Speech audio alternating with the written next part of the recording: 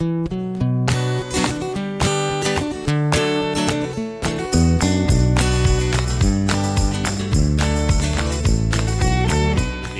the Underpowered Hour. On this week's show, Norway says a Land Rover is too restored to register. JLR is still struggling with the fallout of the big hack. And we recap everything Dakar that's happened so far. And now, here's the show.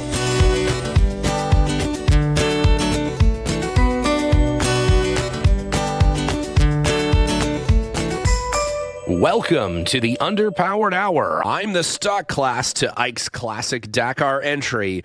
I'm the current race leader of podcasting, Steve Beres. You can find out more about our cars and what we're working on at theberescollection.com or follow us on Instagram at theberescollection. I'm joined, as always, by my good friend, Ike Goss. Thank you to everyone joining us today. I own and operate Pangolin 4x4 in Springfield, Oregon, where we live and breathe Land Rovers. Check us out online on Facebook, Instagram at Pangolin 4x4. Let's get started. All right, Steven, Go. How about this? Ooh, it's a total change. People are going to be like, nope, that's it. That was the last straw. You guys can't change anymore. We won't change it. Go ahead. All right, Ike. Well, it's a new year. We're back in our respective spaces, inhabiting them, haunting them again, and lots of, it was a bit of a slow news week for Land Rover stuff, but man, there's a big desert race going on that we're going to talk about in a little bit that people are excited about. Lots of Land Rover and don't call it Land Rover Defender content in there right now. So I think you, like the rest of us, have been hunkered down in this, cold weather with some cocoa, watching these, Dakar over there. Yeah, it's crazy. It's crazy. Yeah. Well, speaking of hunkered down in the old dungeon that is my workshop, I don't know if you've heard about this gentleman. He's in Norway. And like many of us, he's had a long-term project to restore his Series 3. I actually have to say, looking at some pictures and stuff of it, he's done a great job. Like, it's a really nice restoration. It's very sympathetic.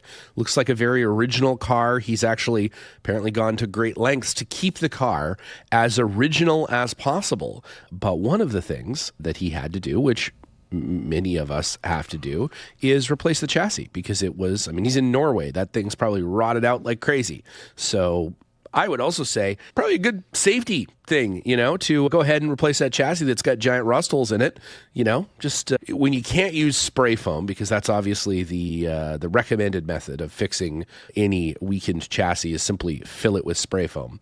But if that's not available, favorite method of British restorers exporting Land Rovers to the United States for the last 5 decades. That's exactly right. Yeah, just spray foam everywhere. But this gentleman, when he went to register his like I said, very nicely restored car, was told by the Norwegian government, no such luck, my friend. You made a new car. Well, I've been following Casper's build for a little while, and he, I think, does a really good job of documenting his build. He's garnered quite a following there on the Instagram. Yeah, he's got a YouTube and a great YouTube channel too. He is a filmmaker by trade, so he's got some YouTube stuff on there too. And no, he just seems like a great guy, I don't know. I've never met him, but I will say that he's been pretty detailed in documenting this project. And, unfortunately, he wasn't as detailed about submitting all the appropriate paperwork, apparently. The understanding that I got from his description of the issue. So apparently one of the things you have to do in Norway is apply to do this, chassis swap. You have to be approved for it. And the recommendation is that you do that before you start your project, right? So if you aren't approved, you don't waste your time, right? Right. So apparently that step, whether, was overlooked or it was an obscure, statute or something, that was overlooked. So, he did his build. He was very careful about documenting everything. And then he got a notification that he needed to come in to have the vehicle inspected. And when it was inspected, it was found that he was missing this piece of paperwork. So I think the crazy thing about this situation is that someone apparently watched his videos and Instagram posts who worked for the Norwegian like DMV, essentially. Oh, no. Department of Motor Vehicles or whatever they call it there. Yeah. And that person essentially turned him in, saying that he had purchased or built a new car out of scrap components and sort of parts, and the vehicle was like a conglomeration of new pieces and not, an old car that was restored. So he went and had it inspected, and he showed, all of the process, documenting his build. And it was very evident that he had, in fact, restored it, but he had needed to replace the chassis. And then they were like, well, we agree that it has been restored, but you're missing this piece of paperwork that you need, this application to swap the chassis. And so because of that, you can't drive it until this is resolved. And it's no longer, quote unquote, fit for the road. Obviously, the vehicle's in much better condition than when it was. That's right. Quote unquote, maybe fit for even the than road. when it was new in some cases. But so that's the frustration. So now it's stuck in this like bureaucratic spiral where no one knows how to retroactively, this. Because you're supposed to do it before the project. Now, he's having to after, but the car's already built. So I guess he's gone round and round with several inspections and, various phone calls, and it's been really onerous as far as the amount of time and effort, to bring the car to these inspection stations. And there's also a lot of just silly things like the inspectors were on summer vacation. Like all of them. So he has to wait months for an inspection, or had to, excuse me. Yeah. And then once it was finally inspected, they really didn't know how to manage the situation. So, it's just it's a bad deal because he's obviously poured a ton of time and effort into this project, and he's just stuck in this bureaucratic, hell. Do you think this is why people are afraid of socialism? This exact scenario? There's probably some sort of social commentary associated with that. And I don't know if it has to do with necessarily socialism specifically, but bureaucracy. And that could be any bureaucracy, whether it's a capitalist or socialist. Norwegian bureaucracy. I think they call it bureaucracy there. But it's like notoriously inflexible, right? Yeah. Like if it's not clearly stipulated or written out in the rules, they just don't know what to do. They're like totally frozen. And there's no mechanism to reevaluate the project. And so, one person calls their boss, and that person calls their boss, and that boss doesn't want to deal with it. And, it depends. Does it eventually end up with Queen Elsa or Queen Anna for ultimately has to be ruled that this will be the plot of the upcoming Frozen 3 film. Yeah. So. Yeah, well, you're in the entertainment industry. You got the inside track on that. I know that. What does Olaf do? Olaf is the chassis inspector, but he's on summer vacation for most of the film. So, but I think it's a situation where nobody wants to make the call because they don't want to shoulder the responsibility that comes along with making that. And I guess I don't know what the downside of just letting this guy through on this paperwork thing is. Like, chassis will be replaced across Norway. I mean, there's not. How many people even live in Norway? Like, it doesn't seem like this is such a huge problem, but it's not. I mean, obviously, this benefits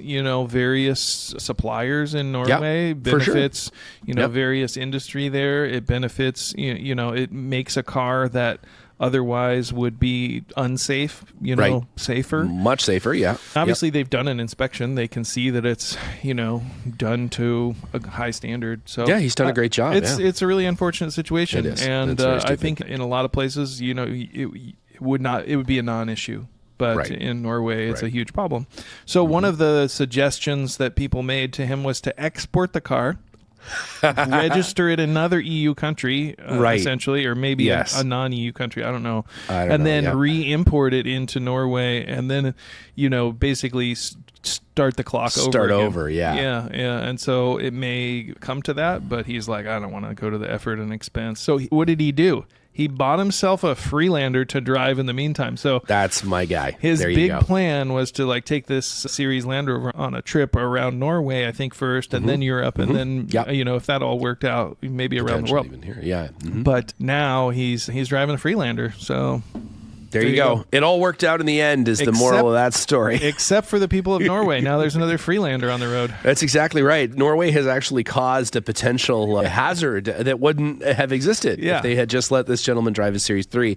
But instead, now he's out in the wilds of Norway with a goddamn Freelander. And as we know... maybe we should invite him on the show because... I definitely think we will. I definitely think we will because, again, his videos are very funny. He's a filmmaker and generally seems like a pretty interesting guy. So, and a Freelander owner, which is permission to come on the show anytime, immediately. Well, speaking of bureaucracy, what's happening at the old Land Rover?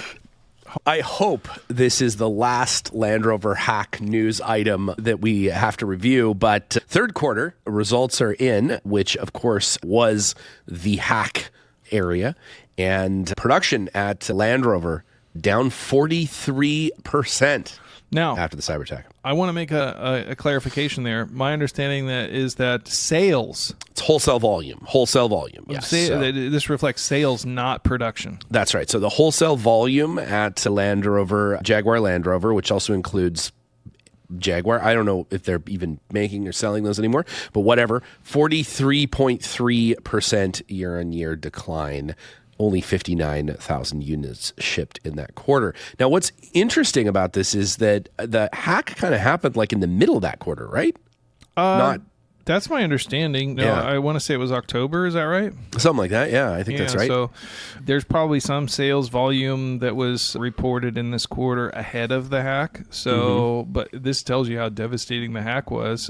Pretty significant, and it really paralyzed the company. From every to supply. All of that was affected. So when you can't communicate with your production facility, you can't communicate with your distributors, you can't communicate with your vendors, it's going to be serious problems. So, and there is a reported attack cost. I like that attack cost of $220 million US or 196 million British pounds. That's no joke, man. That's a big hit. You got tariffs, you got terrorists, it's just, geez, poor Land Rover, man. It's a lot of headwinds. There's a lot of headwinds. When those warlords are getting, bombed and so forth, they're not buying Land Rovers. No, they're not that's buying the thing. Armored SSV, Range Rovers. Exactly. Yeah, the more Maduros that you steal from Venezuela, the less fancy ass Range Rovers you're going to sell. So that's not good either.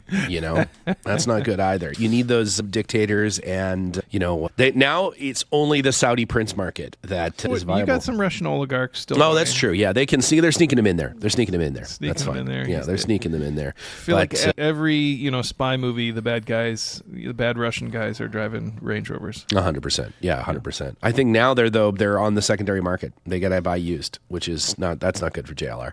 They don't see those numbers. No, but nobody's going to take you seriously if you're oligarch mobster. If you're like an L322, what's wrong? You get the current model. What are you doing?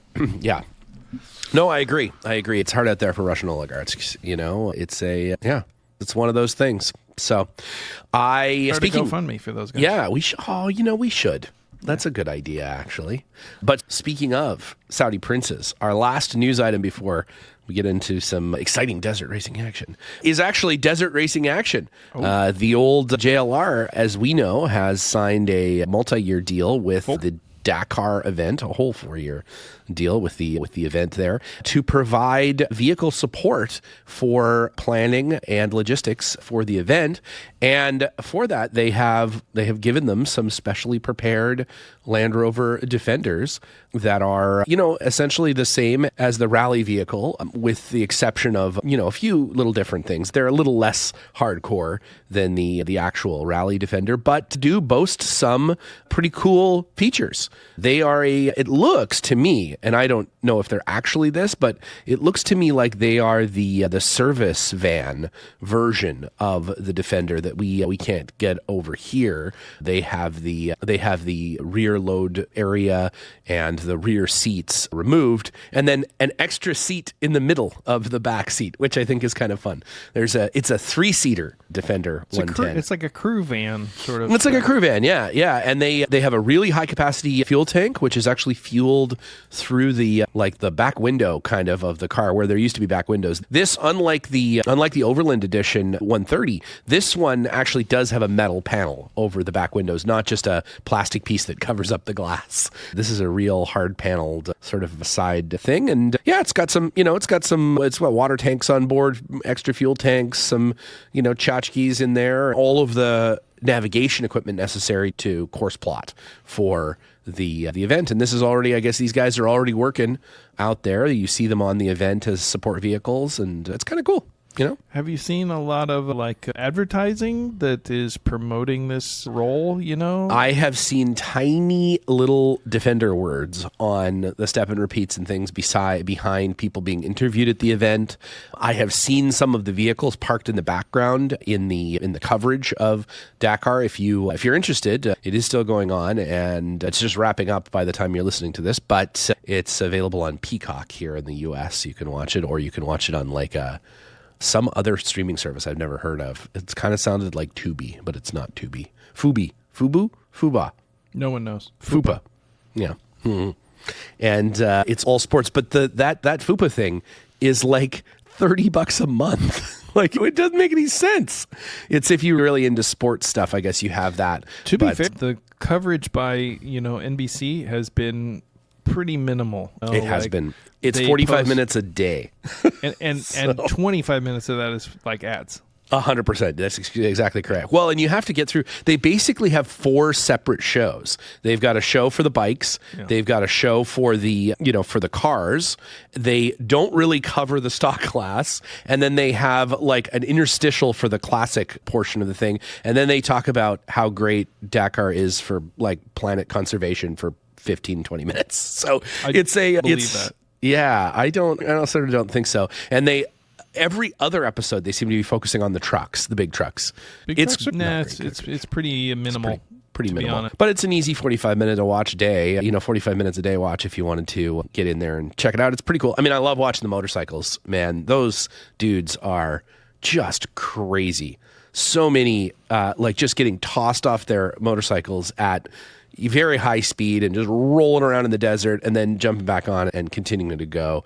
One guy had to be airlifted on day 2, I think, because he broke his collarbone and his shoulder, rode for quite a while, but then ultimately was like, yeah, I can't ride anymore. Can't continue. Yeah, can't continue. And then there was someone who hit a rock in some of the rocky courses and his forks broke off. So that was also that's embarrassing. Hard to fix. So yeah, not good. Not good. But yeah, it's pretty cool. And out in the cars, there's some cool stuff going on there too. There's some neat little dune buggies. Of course, Carlos Sainz Sr. driving for the Ford Raptor team, which is awesome. His son, of course, Carlos Sainz Jr. is a Formula One driver with the Williams team and Ferrari before that. But man, he's awesome. He's 60 years old and he's out there just killing it, man. He's in the real deal. Not some fun class that's, mostly for promotion.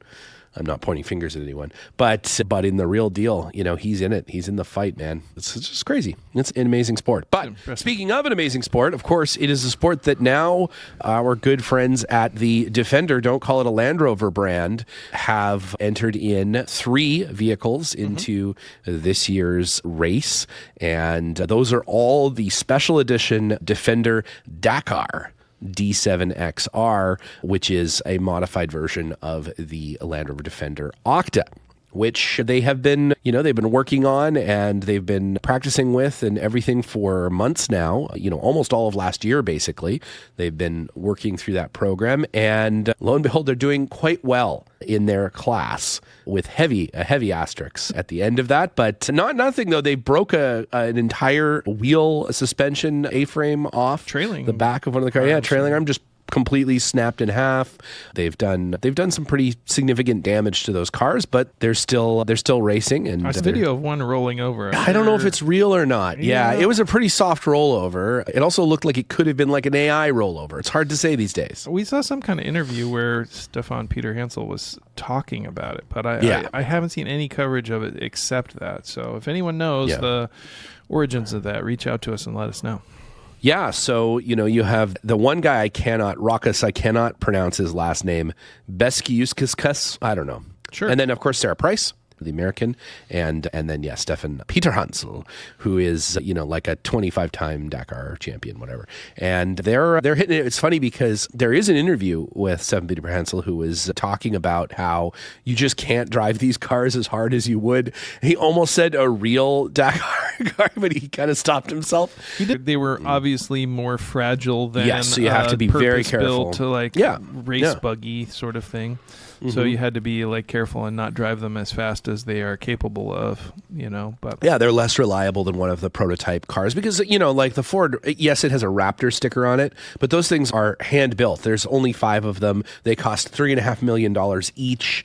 They're a prototype. They're a car built specifically for that race. They won't be used for anything else. They can't be bought. It's a different sort of thing, right? It's like a trophy truck in the Baja 1000. It's a custom built race car. But these are not uncustom, but they are only modified street cars. So that's kind of an interesting class. A class I wish there were maybe some other participants in, and of course. Tell me about that. There are, in fact, and we had to do quite a bit of digging, but here is the full lineup for the Dakar, such as it is. There are 3 factory cars. These are fully works team supported cars. So that means that there is there is the actual factory behind it. The factory has built the car, and there's a team at the factory that is supporting it. One team this year with 3 cars. That is, of course, Defender Rally.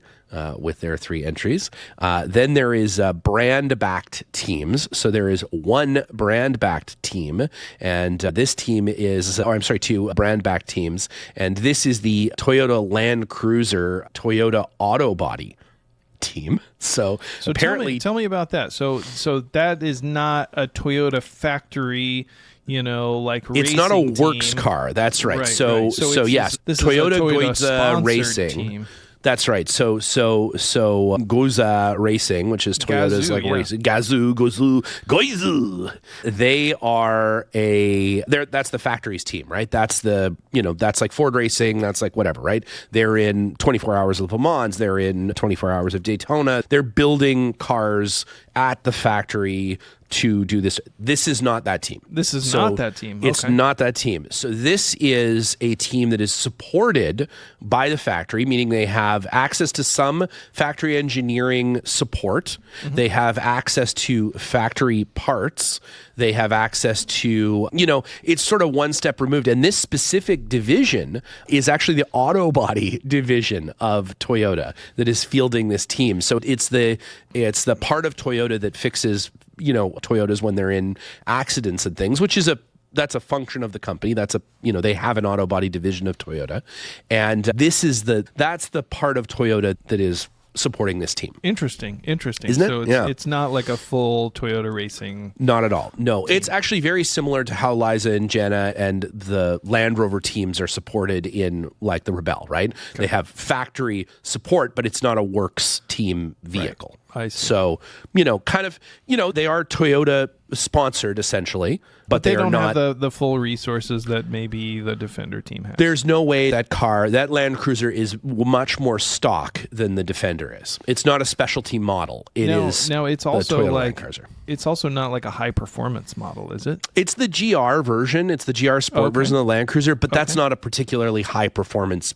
vehicle, period, right? Do we have an idea of how they stack up? Like, I don't know what the horsepower difference is. We'll get the research department on that. Yeah, because it is there. So the GR Sport, again, the racing division sort of does it's like BMW M or anything, right? So this would be the BMW M version of that Toyota Land Cruiser, but it's no more than that. So there's nothing. They haven't re-engineered the suspension. They haven't done a specialty model. They haven't done a year's worth of desert training with it and all that sort of stuff.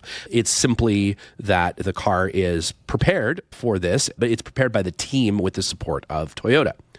And then finally, there's 2 privateer teams, one running a Toyota Land Cruiser 200, and that is the K-Mill Autosport Club. So that's literally like a club, like a desert racing club. And then there is also a 2 privateer teams, both racing the Nissan Patrol. Mm-hmm. They're doing very poorly, comparatively speaking. In the first couple of days, it looked like there might be a you might be okay. But no, not at all anymore. They are so distantly behind now. It's sort of laughable because it isn't really a balanced competition at all. It is a giant multi-billion-dollar car company essentially competing against, almost a privateer and two total privateers, which is impossible to expect anything but the results that we're seeing, which is Defender has placed first in every single stage. They have often placed first, second, third. Unless there's major mechanical problems, they're usually coming in one right after another. And they're sort of swapping around their lead. Currently, the gap between like the Defender teams and these privateer teams? It's getting to be pretty big. I think on an average stage day, it's about a half an hour behind. And one day it was like an hour and something. Jeez. So it's pretty big. And the Defender teams are within 20 minutes of each other, sometimes less. And only if there's a major problem is it an hour or something, and they'll fall behind the Toyotas. The Nissan Patrols are not doing well at all. Yeah, they're not competitive at all. The Toyotas, the two factory-supported Toyotas, are doing better than anybody else, but still they're a distant second to the Defenders. Well, this will be interesting to see what happens for next year. Like, is Toyota going to up their game? Is it going to get more competitive in that stock class? Or are we going to start to see special models that are amalgamated for this? That'll be. I sure hope so. I mean, that's kind of the fun thing about something like America Le Mans racing or some of that, where you have essentially, that's why there's a GT3 Porsche. That's why there's a BMW M rally sport car. A Grand Touring car, because you have these events that require you to create a car and then essentially sell it to whatever insane person is going to buy a race car. And it's for the purpose of having actual stock cars racing each other. Now, again, they are highly modified, extraordinarily expensive stock cars, but they are a street legal car. And that is something that's kind of cool. And I love Formula One. It's probably my favorite sport in the world. And obviously that's not a street car, but there is something to be said, especially for like endurance racing like this, to see a car that you could kind of go and buy. You can buy an Octa. It's not that different from the desert racing car. The big difference is the armor and the way that the computers are set up and that sort of thing. But it's not so different. I had read, and I don't know if this is true or not, but I had read that Land Rover pushed the Dakar event organizers to allow more substantial modifications within the stock class.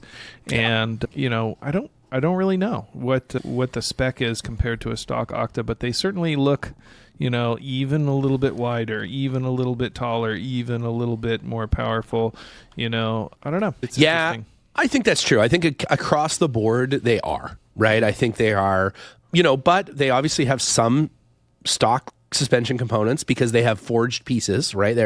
Cast suspension pieces, which is what broke. They have, and that's a problem that we've heard about before, isn't it? We've heard that failing on production cars. I'm wondering 100%. Why they haven't addressed that. I mean, I also wonder, is the aftermarket, working on a steel replacement piece, right? I mean, I think that would be a great, obviously way heavier, right? I'm sure that cast piece is quite a bit lighter, but is that an opportunity, to replace those pieces with a, steel piece that is either CNC'd or something, right? At least plasma cut and welded or something like you would have on a trophy track. Well, I will say, kudos to Land Rover for, doing a Dakar entry, even if, maybe not entered the most competitive class. It is really cool to see some Land Rovers back in this event, and they have such a history with it, so I'm all for it. And of course, we can't leave without talking quickly about the Dakar Classic. Yeah, the Dakar Classic is very cool, and there's been a ton of Land Rover competition this year to the point where Land Rovers are competing against other Land Rovers. Yeah. And it's great because we still have a series Land Rover competing in the Dakar Classic. Not only competing, winning the Dakar Classic. Yes, the same. Our Series 3 guys from last year are back with this same Series 3. Norway allowed them to register this one, I guess. This is totally illegal. Yeah. This is really cool. The Series 3 109 with like a Discovery drivetrain, I think, a 3.9 liter V8, and I guess I don't know what transmission's in that thing, but no, I don't know. Probably either, an R380 or something. Anyway, something like that, I imagine. Yeah, it's a pretty nifty, cool truck. It's a 109 wagon, full roll cage, etc., and it is competing and beating, Defenders, Land Cruisers, a number of other vintage race cars, Porsches, all kinds of stuff. And there's Range Rovers in the event. There's Nissan 3 Range Rover Patrols. Classics. Yeah. And then, of course, the 110, they are good friends, Helen and Marcella, in their 110. And man, are they adorable. I've been following those ladies, and it is like an episode of Absolutely Fabulous. These 100%. ladies are just like these British oh my God, ladies that have been working on this car, and it's so fun to see them in the Dakar. And not only are they, equal parts, game for the event, but also a little bit overwhelmed at times. And just watching the ups and downs, they have been competitive at times, but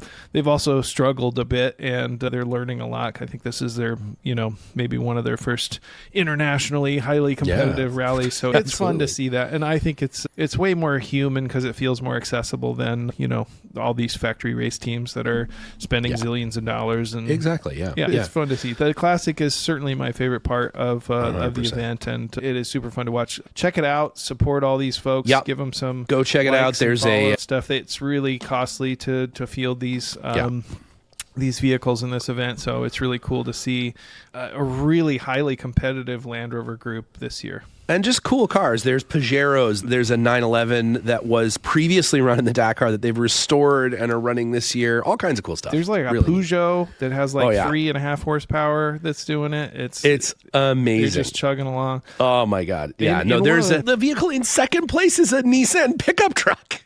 It's just amazing. It's cool, and that's really one of the cool things about the history of this event is like historically it was open to most vehicles. In fact, most famously a 1922 I want to say a Renault, maybe. A Renault, It entered one year and it did okay. They did real good. It was amazing. They rebuilt the gearbox on one of the transit stages on a barge, during a storm in the ocean. So they're in the hold rebuilding the transmission. They were showing videos of it. It was pretty cool to see. So that's my future goal. Enter a 1922 Renault in we're gonna do it. Race. We're gonna do it. Yeah, we're gonna we're gonna find the shittiest oldest cars. We're gonna take Linus's Lincoln and just Dakar the shit out of that thing. It's gonna be great. It's going to be great.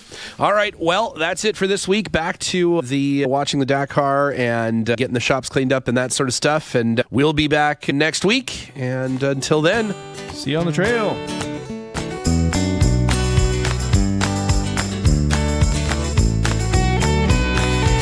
The Underpowered Hour is produced by Liza Beres, Ike Goss, and me, Steve Beres. Pavel Svardov composed and performed our theme music. Consider supporting the show on Patreon, and if you already do, thank you. Your support makes the show possible. For even more, check out our Instagram or Facebook.